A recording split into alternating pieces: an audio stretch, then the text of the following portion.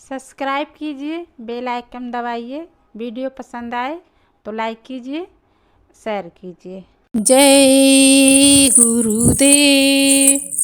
आज दुनिया में पश्चिमी सभ्यता के आने पर और उन चीज़ों के सेवन करने पर जिसमें आप प्रोटीन ढूंढते हैं, वह अंडा, मछली, गोश्त और शराब में ताकत और प्रोटीन नहीं है। वो तो शक्ति को छीड़ करने वाली चीज है। थोड़ी देर के लिए मन इंद्रियां चालामान हो जाए और आप भोगों की तरफ आसक्त हो जाए, वह अलग बात है। लेकिन जब इंसानों की सारी शक्तियाँ छीड़ हो जाएगी, उस वक्त क्या होगा? ऐसे ऐसे मरीज आएंगे, बीमारियाँ आएंगी जिनकी दवा नहीं मिलेगी। बड़े बड़े अस्पताल और खुल जाएंगे, फिर भी इलाज होना कठिन हो जाएगा। जीवन के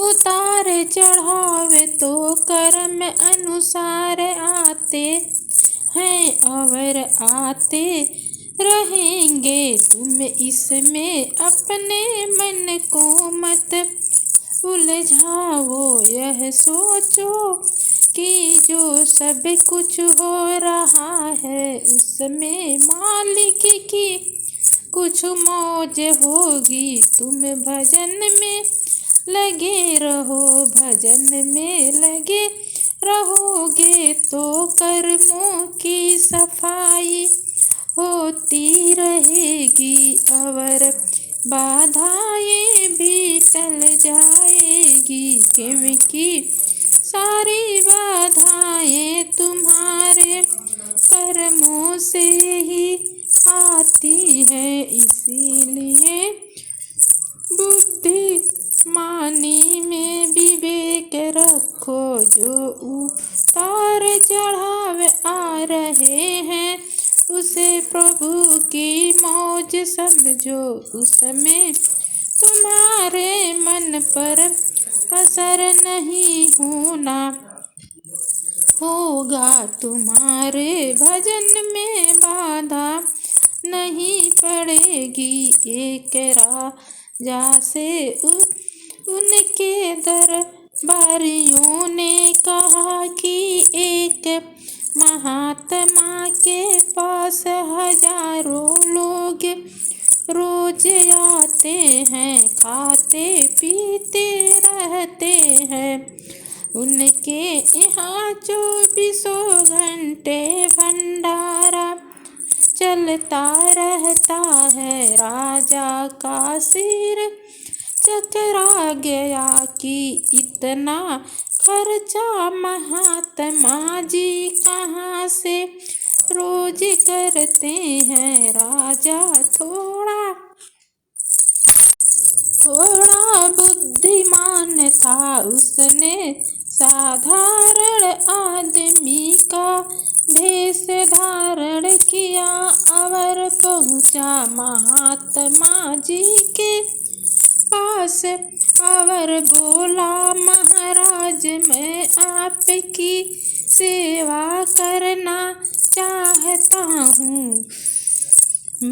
महात्मा जी अंतर्यामी थे, बोले ठीक है करो सेवा और अपने पास रख लिया। दिन रात महात्मा जी उससे काम लेते रहते थे। कभी लंगोटी खिंचवाते थे तो कभी झाड़ू लगवाते।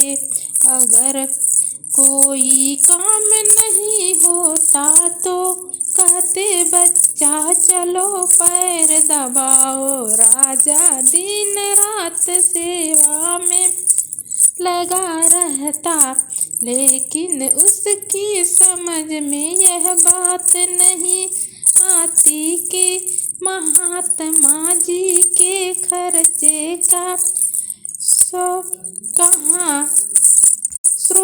कहाँ है और क्या है। एक रात वह पैर दबा रहा था। महात्मा भी बड़े ऊंचे कलाकार होते हैं, ऐसा बना करते हैं कि बाहर गावन खींचे, भीतर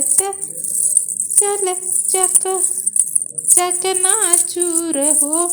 बड़े प्रसन्न होकर बोले, बेटे मैं तेरी सेवा से बड़ा प्रसन्न हूँ। यह ले पारस पत्थर यहाँ, कहकर उन्होंने अपनी चादर के नीचे से निकाल कर एक पत्थर उसे दे दिया। राजा ने मन में सोचा कि स्रोत मिल गया, अब सब पता चल गया। वह अकड़ कर खड़ा हो गया और बोला, आप जानते हैं मैं यहाँ का राजा हूँ, बताइए यह सब कहाँ से आता है। महात्मा जी हंस कर बोले, राजा होगा तो अपने घर का, यहाँ तो तू झाड़ू लगाता था, पानी भरता था, छोटे से छोटा काम करता था। मैंने तुझे प्रसन्न होकर यह मामूली सा छोटा पत्थर दे दिया है। अभी तुझे क्या पता मेरे पास कितनी कीमती चीज है। जा निकल जा यहाँ से। राजा साहब को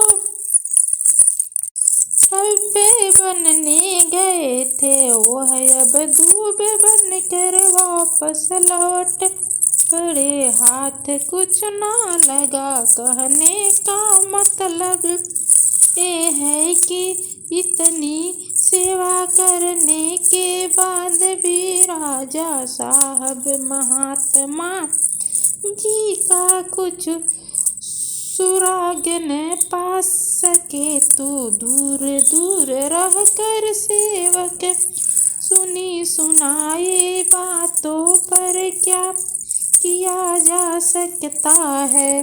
जय गुरुदेव।